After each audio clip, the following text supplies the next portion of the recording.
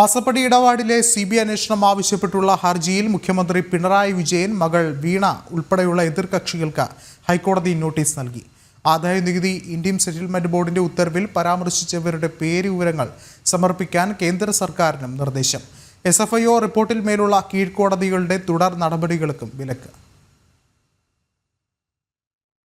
മാസപ്പടി ഇടപാടിൽ CBI അന്വേഷണം ആവശ്യപ്പെട്ട് വടക്കൻ പറവൂർ സ്വദേശി നൽകിയ പൊതുതാൽപര്യ ഹർജിയിലാണ് മുഖ്യമന്ത്രി പിണറായി വിജയൻ മകൾ വീണ തൈക്കണ്ടി അടക്കം മുഴുവൻ എതിർകക്ഷികൾക്കും ഹൈക്കോടതിയുടെ നോട്ടീസ്. ആദായനികുതി ഇന്ററിം സെറ്റിൽമെന്റ് ബോർഡിന്റെ ഉത്തരവിൽ പരാമർശിച്ചിട്ടുള്ളവരുടെ പേരുവിവരങ്ങൾ മുദ്രവെച്ച കവറിൽ സമർപ്പിക്കാനായി ഹൈക്കോടതിയുടെ അവധിക്കാല ഡിവിഷൻ ബെഞ്ച് കേന്ദ്ര സർക്കാരിനും നിർദ്ദേശം നൽകി. SFIO അന്വേഷണം പൂർത്തിയാക്കി റിപ്പോർട്ട് സമർപ്പിച്ചുവെന്ന് കേന്ദ്ര സർക്കാർ ഹൈക്കോടതി അറിയിച്ചിട്ടുണ്ട്. ആദായനികുതി ഇന്ററിം സെറ്റിൽമെന്റ് ബോർഡിന്റെ റിപ്പോർട്ടിന്റെ അടിസ്ഥാനത്തിൽ CBI അന്വേഷണം ആവശ്യപ്പെട്ടായിരുന്നു ഹർജി. അതിനിടെ CMRL എക്സലോജിക് മാസപ്പടി ഇടപാടുമായി ബന്ധപ്പെട്ട SFIO അന്തിമ റിപ്പോർട്ടിന്മേൽ കീഴ്ക്കോടതിയുടെ തുടർ നടപടികൾക്ക് ഹൈക്കോടതി വിലക്കേർപ്പെടുത്തി. കേസിൽ തൽസ്ഥിതി തുടരാൻ ഹൈക്കോടതിയുടെ മറ്റൊരു അവധിക്കാല ബെഞ്ച് നിർദ്ദേശം നൽകി. കമ്പനി നിയമമനുസരിച്ച് നടപടി സ്വീകരിക്കാനാകുമോ എന്ന് ഹൈക്കോടതി ചോദ്യമുന്നയിച്ചിരുന്നു.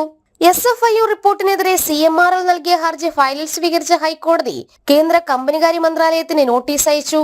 SFIO ഉൾപ്പെടെയുള്ള എതിർകക്ഷികൾ 5 ആഴ്ചയ്ക്കകം മറുപടി നൽകണം. ഹർജി അവധിക്കാലത്തിന് ശേഷം ഹൈക്കോടതി സിംഗിൾ ബെഞ്ച് വീണ്ടും പരിഗണിക്കും. SFIO റിപ്പോർട്ട് ഫയലിൽ സ്വീകരിക്കാൻ കോടതിക്ക് കഴിയുമെന്നും കമ്പനി നിയമത്തിലെ നടപടിക്രമം അനുസരിച്ചാണ് കേസെടുത്തതെന്നുമായിരുന്നു കേന്ദ്ര സർക്കാരിന്റെ വാദം.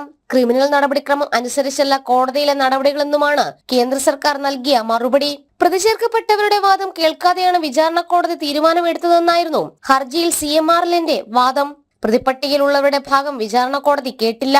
ക്രിമിനൽ നടപടിക്രമത്തിന് വിരുദ്ധമാണ് വിചാരണ കോടതിയുടെ നടപടിയെന്നും അതിനാൽ SFIO റിപ്പോർട്ട് പരാതിയായി ഫയലിൽ സ്വീകരിച്ച കീഴ്ക്കോടതി ഉത്തരവ് റദ്ദാക്കണമെന്നുമായിരുന്നു CMRLന്റെ ആവശ്യം. ജനം, കൊച്ചി.